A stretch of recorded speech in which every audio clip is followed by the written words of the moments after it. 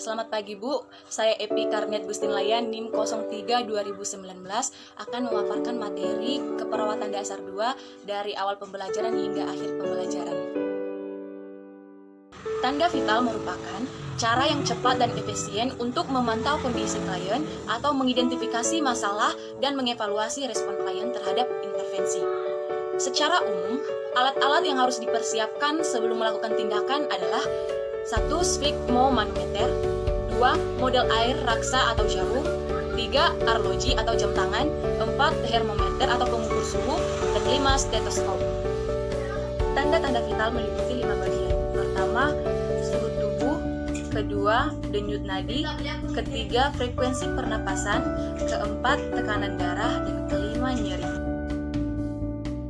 Pemeriksaan fisik adalah tindakan keperawatan untuk mengkaji bagian tubuh pasien, baik secara lokal, guna memperoleh informasi atau data dari keadaan pasien secara komprehensif untuk menegakkan suatu diagnosa keperawatan maupun kedokteran.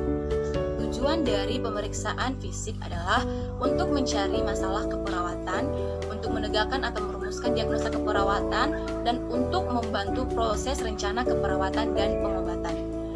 Metode dan teknik pemeriksaan fisik yaitu: pertama, inspeksi, kedua, palpasi, ketiga, perkusi, dan keempat, aukultasi. Pemeriksaan fisik antara lain bagian A, pemeriksaan kepala, rambut, dan mata. Bagian B, pemeriksaan hidung, telinga, mulut dan faring, leher, serta kulit. Bagian C, pemeriksaan abdomen, genitalia, dan rektum. Pengkajian keperawatan adalah tahap awal dari proses keperawatan dan merupakan suatu proses yang sistematis dalam pengumpulan data dari berbagai sumber data untuk mengevaluasi dan mengidentifikasi status kesehatan. Tujuan pengkajian adalah untuk mengumpulkan informasi dan membuat data besar klien. Pengkajian ini dilakukan saat klien masuk instansi layanan kesehatan. Teknik pengumpulan data keperawatan. Pertama, anamnesis. Anamnesis adalah suatu proses tanya jawab atau komunikasi untuk mengajak klien dan keluarga bertukar pikiran tentang penyakit yang diderita. Kedua, observasi. Observasi adalah pengamatan perilaku keadaan klien untuk memperoleh data tentang masalah kesehatan dan keperawatan klien. Ketiga, pemeriksaan fisik. Pemeriksaan fisik adalah tindakan keperawatan untuk mengkaji bagian tubuh pasien baik secara lokal guna memperoleh informasi atau data dari keadaan pasien secara komprehensif untuk menegakkan suatu diagnosa keperawatan maupun kedokteran. Pengumpulan data. Pengumpulan data merupakan upaya untuk mendapatkan data sebagai informasi tentang pasien. Menurut Budiono 2016, sumber-sumber data yang dapat kita peroleh sesuai dengan jenis data yang kita perlukan dalam pengkajian seperti: 1.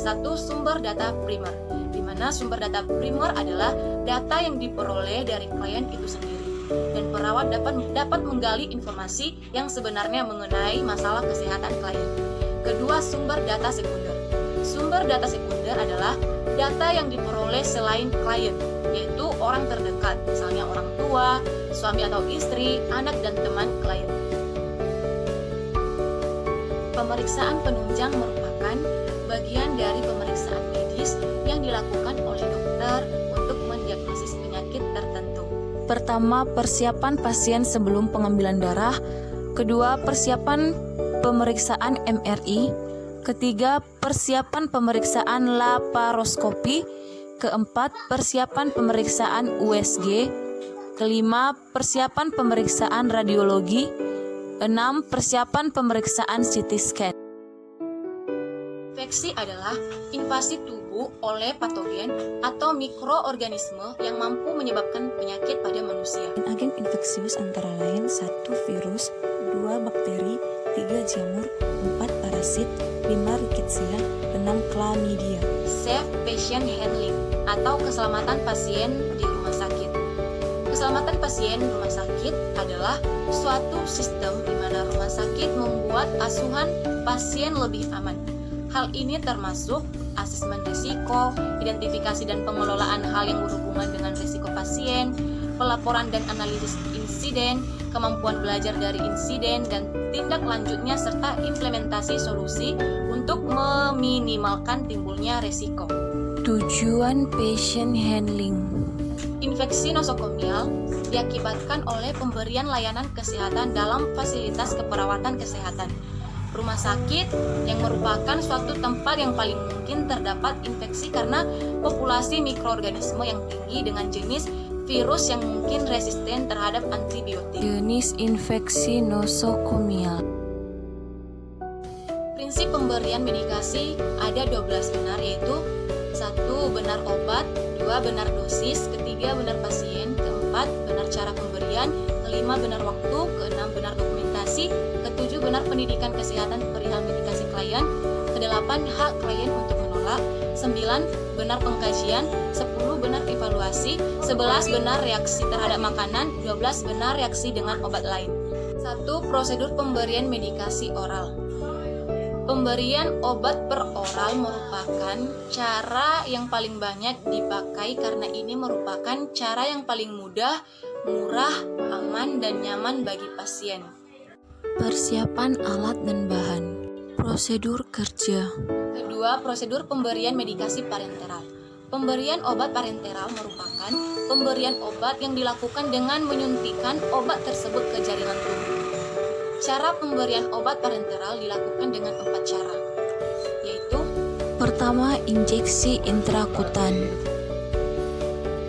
Kedua, injeksi subkutan. Ketiga, injeksi intramuskular. Keempat, injeksi intravena. Ketiga, prosedur pemberian obat topikal. Pemberian obat topikal adalah obat yang diberikan melalui kulit dan membran mukosa, pada prinsipnya menimbulkan efek lokal. Pemberian obat topikal dilakukan dengan mengoleskannya di suatu daerah kulit. Persiapan alat dan bahan. Prosedur kerja. 4. Prosedur pemberian medikasi supositoria di rektal.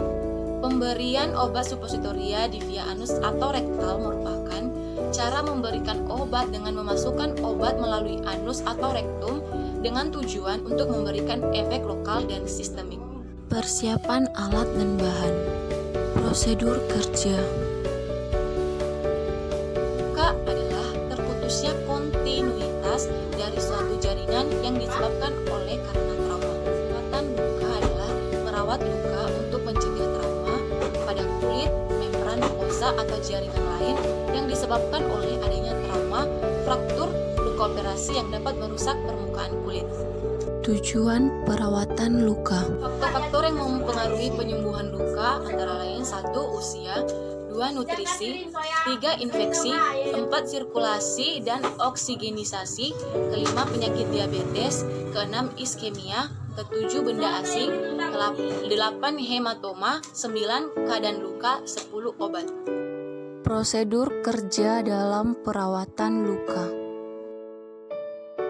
Sekian penjelasan materi keperawatan dasar 2. Saya ucapkan terima kasih.